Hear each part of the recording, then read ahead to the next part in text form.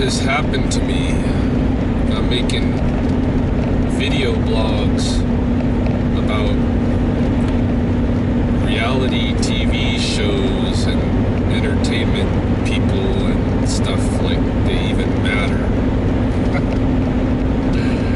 I don't know, but I just feel compelled. I gotta say something about this whole thing with Phil Robertson. Phil Robertson, the Duck Commander, has been suspended from his family's reality show, quote-unquote reality show, on A&E. Suspended by A&E because he was doing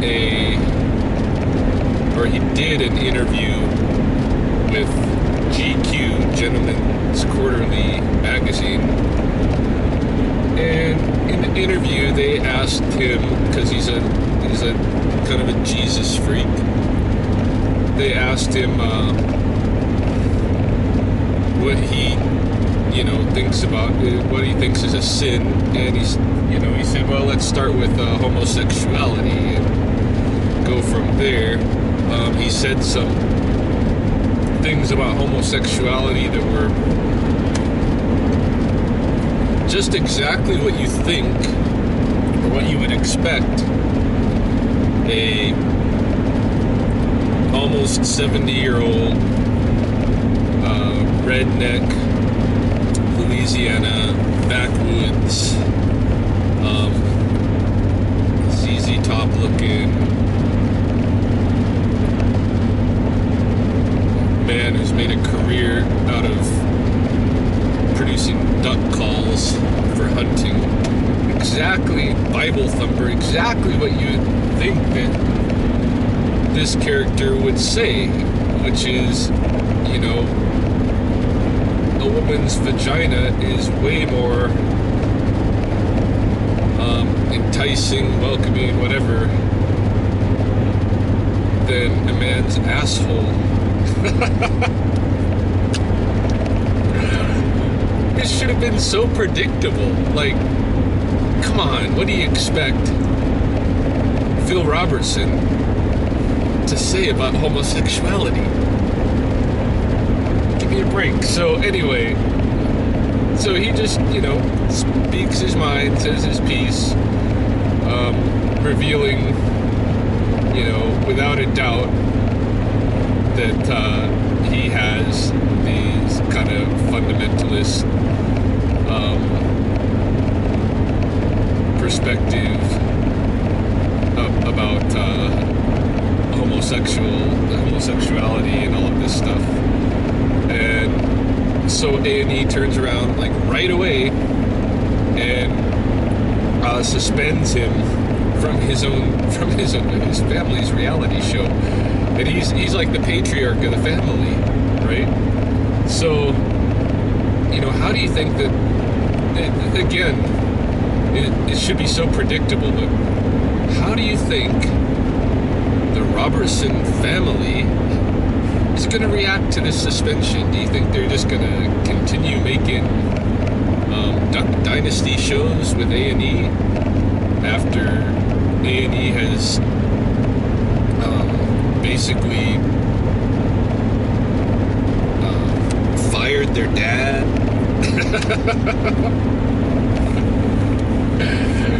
Publicly humiliated them? I mean, come on. This is not going to happen.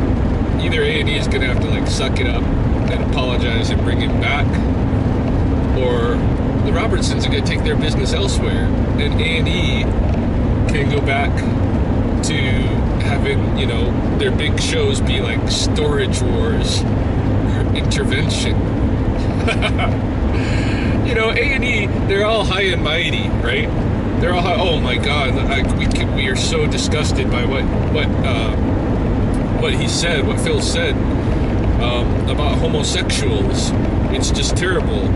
But hey, we're gonna try to make millions of dollars on basically a lineup of sideshow reality TV things like, let's follow some really burned out drug addicts as their families try to compel them to go into treatment, or let's go look at these mentally disabled people who are, old ladies hoarding trash all over their house. Let's go look at those freaks.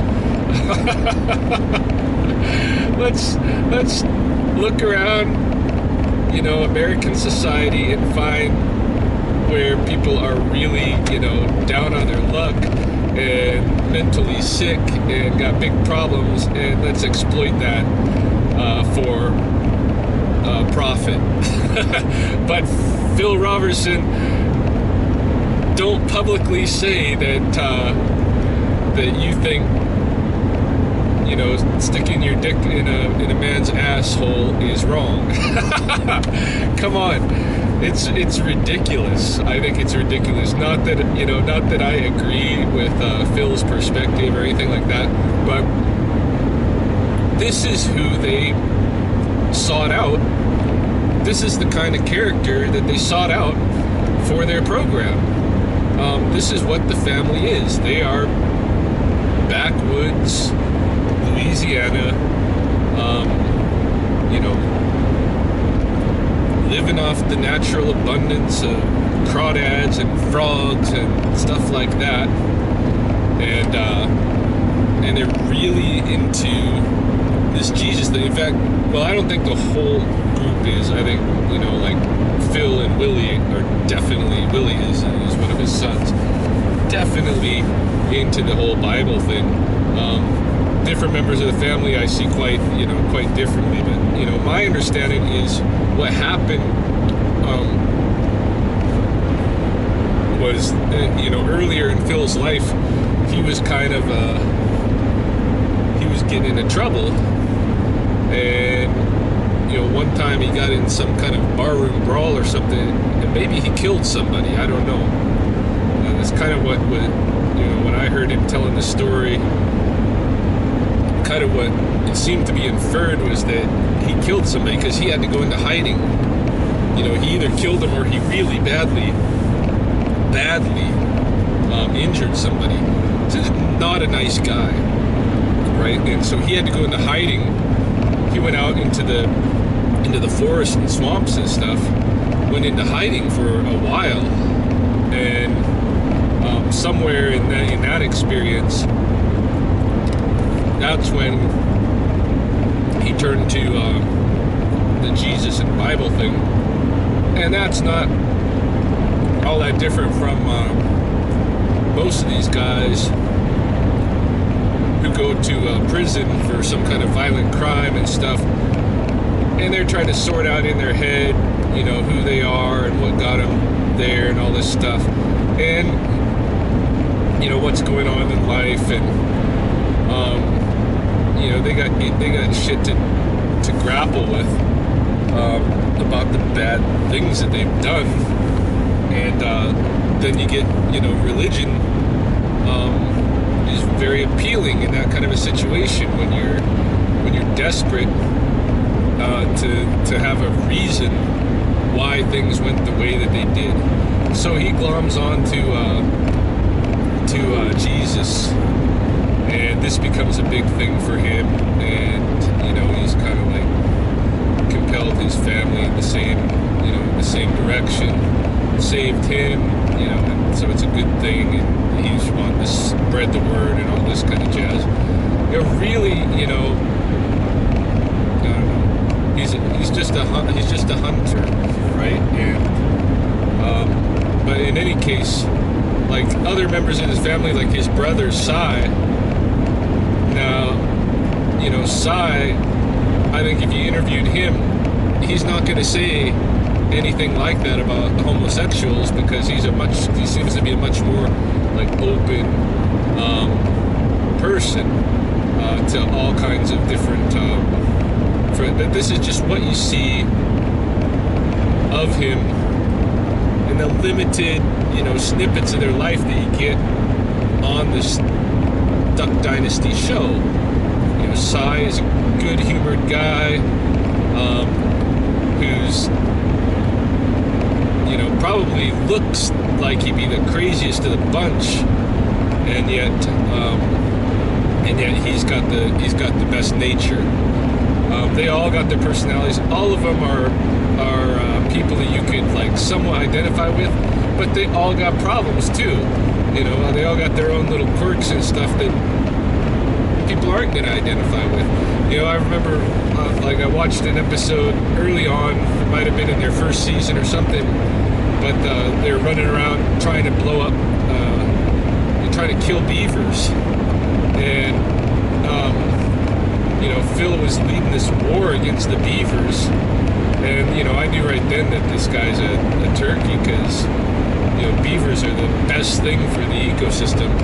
And, but he's going to lead them, he wants to shoot the beavers all because they've, like, messed up his hunting area and changed it where, you know, he likes to have some water or something in one area, and they've upped it up for him, so he's got to go on a killing rampage.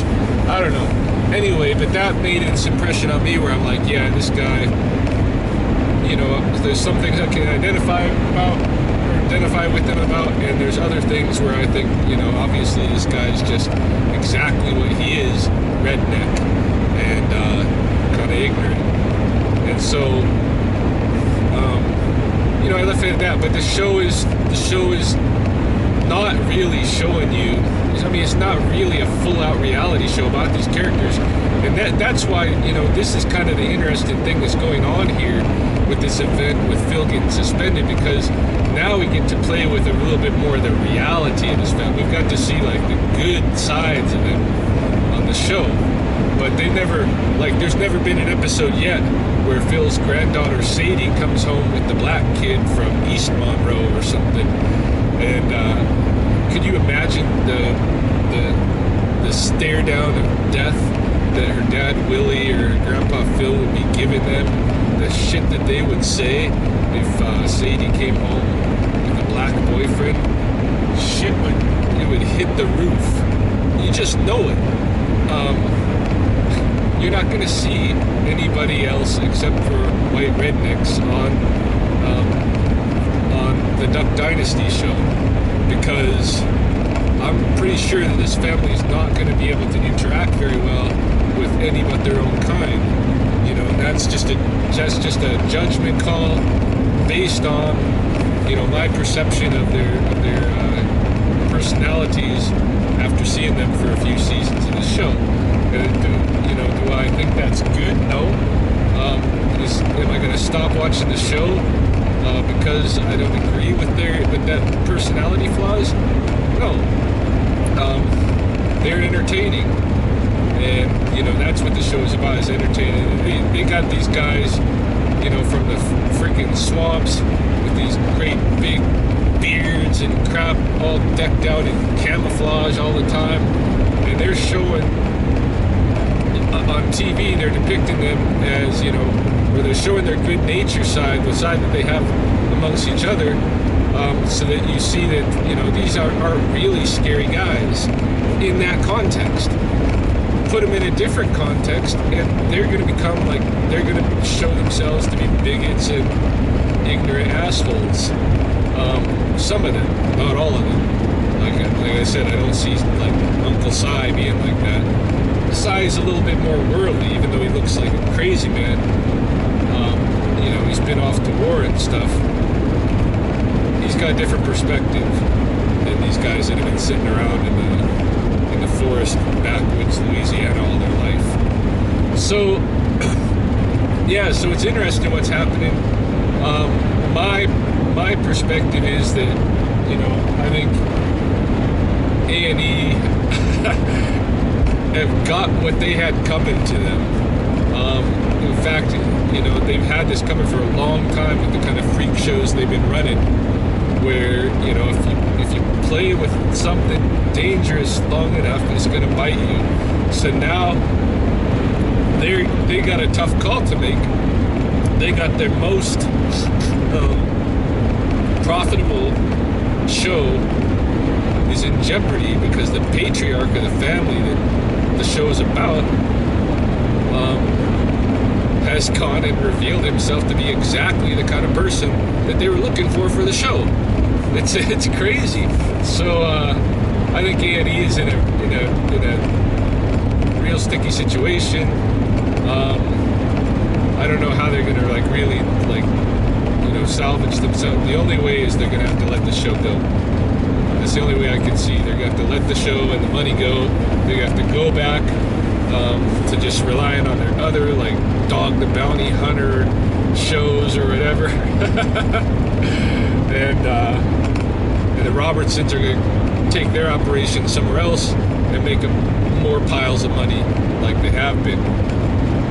And A&E is gonna, they need to do a little bit of introspection. If they're gonna be,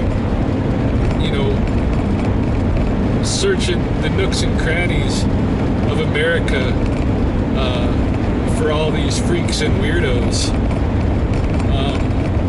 then they gotta expect that these characters are gonna be who they actually are. They can't this is another aspect of the whole thing. They probably had no idea that this Duck Dynasty was going to be so successful as it has been. The merchandising is, crazy. And they got a lot of viewers. They probably never expected it to be as big as it has been. And as something grows, as something as a person becomes popular and accepted by millions, and even you got fans and stuff, you become more bold. I think people will tend to think that they can that they are already accepted for who they are, and they can say what they want. And we see this happen now and again, where somebody's just being who they're supposed to be. You hire Charlie Sheen to play this crazy party guy, and because he's actually like that in real life, and then he continues to be actually like that in real life, and so now you got a problem because you got this crazy party guy working for you. This is the same kind of situation as and who would ever thought GQ magazine would be featuring an interview with some hick like Phil Robertson. Come on. The world we're in right now with the entertainment that's going on is some really weird, crazy stuff that hasn't been done before. And so, all kinds of, I think we're in for all kinds of interesting learning to come out of this kind of experience. But anyway, yeah, I'm sure that because of how popular their show had become, Phil Robertson's confidence has grown and grown to where, he's going to say exactly what he wants to say, and he's going to think that it's going to be well received because people like him. And it would probably be well received. I think a lot of people would, unfortunately, totally agree with his little rant on homosexuality and stuff. And that's the thing. That's the scary thing. So if we want to celebrate these kind of people, I think we should be showing more of their real nature, so we can see whether or not